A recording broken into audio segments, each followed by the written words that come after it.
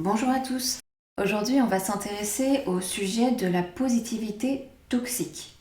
On est aujourd'hui dans une société qui prône le positivisme dans tous les domaines de la vie, c'est-à-dire qu'il faut être bien dans sa tête tout le temps, il faut sourire, il faut être heureux, il faut réussir, il faut gagner, il faut être bon dans tout ce qu'on fait.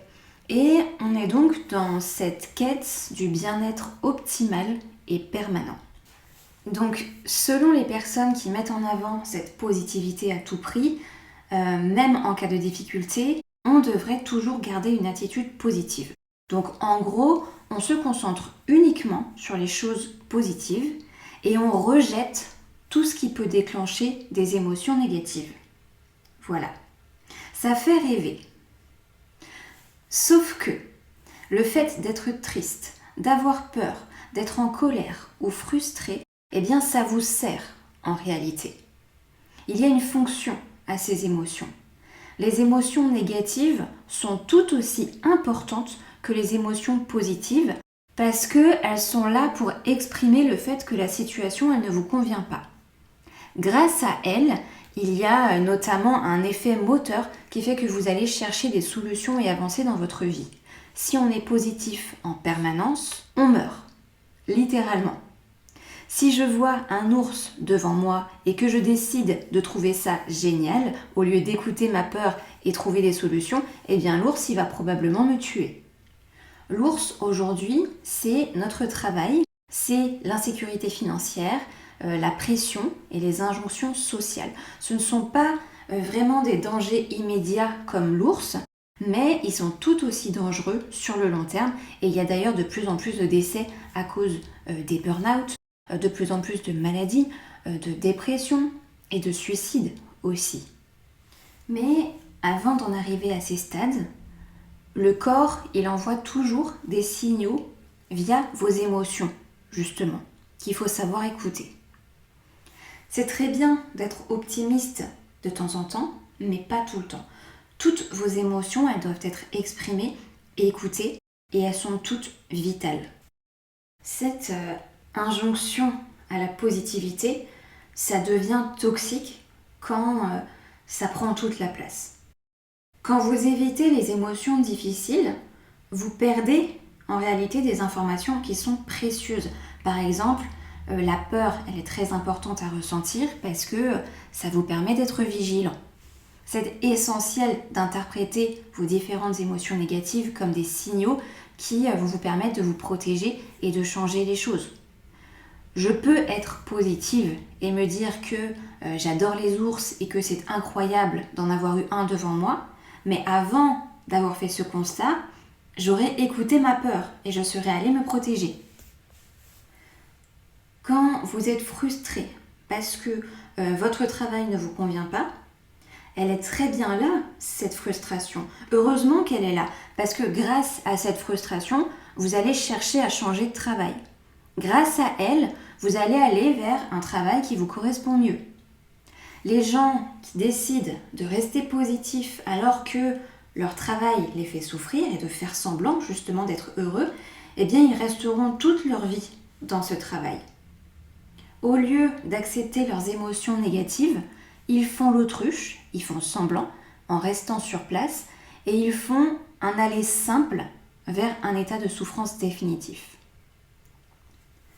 Vous n'avez pas le choix que d'écouter vos émotions négatives parce que si vous essayez d'appliquer le positivisme permanent, votre situation, elle va stagner dans le temps et de toute façon, vos émotions, elles vont prendre le relais à un moment donné et vous allez craquer.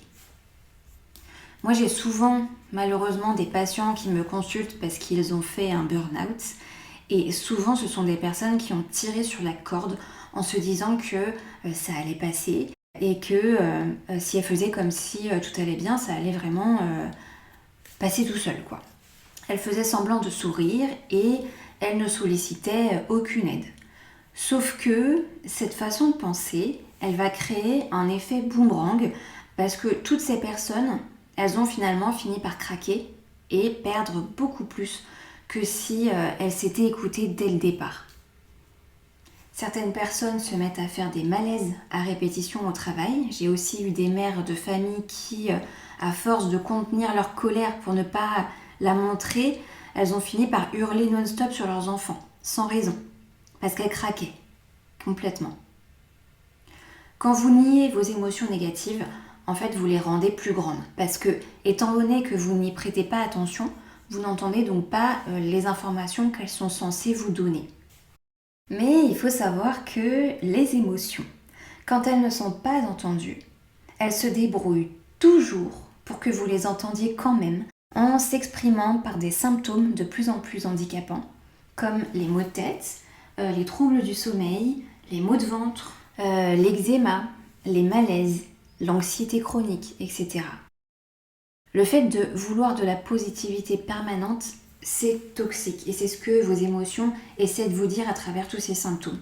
Et de toute façon, c'est impossible d'être positif tout le temps ou alors vous faites semblant. D'ailleurs, les études scientifiques récentes, elles font aussi ce constat. Il y a une étude qui a été réalisée qui a démontré que la diversité des émotions, c'est un prédicteur important de santé mentale et physique aussi, et qui est même tout aussi important que le fait de faire de l'exercice, de ne pas fumer ou d'avoir une bonne alimentation.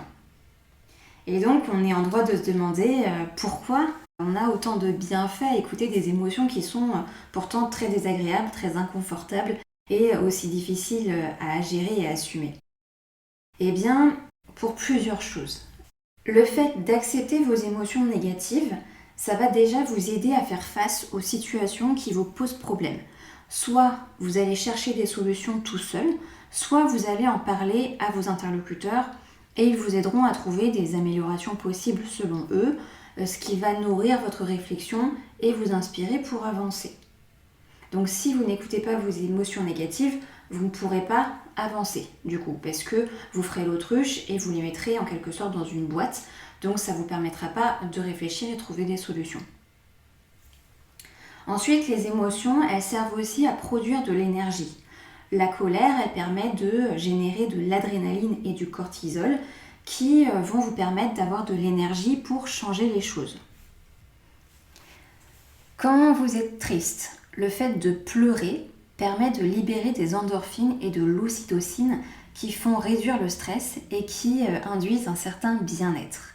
Vous l'avez sûrement déjà vécu, certains, souvent, après avoir pleuré, on ressent une sorte de soulagement grâce à ces hormones-là. D'ailleurs, on a souvent envie de dormir juste après. Vos émotions ont aussi un autre bienfait parce qu'elles vous servent aussi à ouvrir les yeux sur des choses que vous voulez protéger. Par exemple, si vous avez peur de perdre votre partenaire, vos enfants ou un ami ou une amie, alors heureusement qu'elle est là, cette peur. Parce que sans cette peur, vous ne leur accorderiez pas autant d'importance. D'ailleurs, les émotions négatives, elles permettent aussi de mettre en valeur les moments de joie.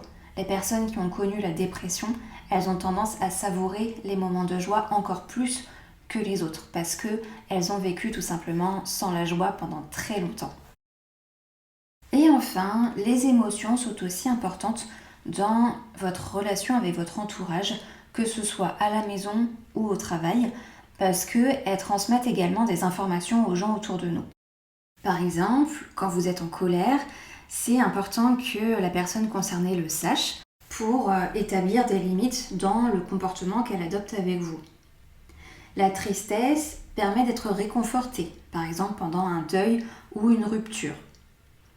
Les enfants ont besoin de constater la colère de leurs parents pour connaître les limites. Et ils ont aussi évidemment besoin d'exprimer leur colère à eux pour montrer leurs propres limites.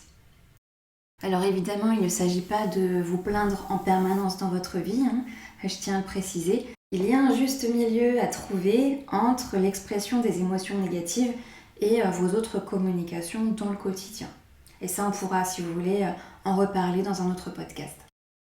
Les émotions négatives, elles sont saines en réalité et elles doivent avoir la même place dans votre vie que la joie. On ne peut pas être un rayon de soleil 24 heures sur 24, ça n'est pas possible. Si vous le faites, ce sera toxique pour vous, mais aussi pour votre entourage. La psychologie dite positive, ça existe, mais ça ne signifie absolument pas le fait d'être bien tout le temps. La psychologie positive n'est pas en lien avec les émotions, mais avec la motivation. Donc, on ne nie pas le fait de ne pas être bien, on peut même être au bout du rouleau et l'assumer pleinement, mais pour autant, on va chercher des méthodes pour avancer quand même. La psychologie positive, elle consiste aussi à percevoir l'échec comme un moyen de progresser et non comme une fatalité. Et pour autant, même quand on pense comme ça, on peut ne pas être bien. Il ne s'agit vraiment pas de nier les émotions négatives. Mais c'est pas parce qu'on est en colère ou triste ou frustré qu'on ne peut pas faire des choses en même temps, tout simplement. Pour conclure, la société d'aujourd'hui, elle met en avant une injonction au bonheur et à la positivité à tout prix. Elle confond le fait d'être positif avec le fait d'être proactif. Sauf que il n'est pas possible d'être positif tout le temps. Mais par contre, il est possible d'être proactif tout le temps. Proactif, ça veut dire que vous prenez des initiatives, vous agissez malgré vos émotions négatives. Et il n'est pas du tout question de nier ces émotions négatives, encore une fois. Elles sont là et vous les subissez. Mais vous les entendez et vous vous en servez comme un moteur ou comme un moyen de communication ou encore un moyen de vous soulager. Et ça tombe bien parce que ça fait partie de la fonction de ces émotions. Voilà. Si c'est compliqué pour vous d'écouter et gérer vos émotions, ce qui peut se comprendre, parce que c'est pas quelque chose qu'on apprend à l'école, quoique ça commence à arriver dans certaines écoles primaires, mais c'est encore très nouveau, eh bien n'hésitez pas à consulter un psychologue. Les psys sont là pour ça, et ce serait dommage de ne pas au moins essayer.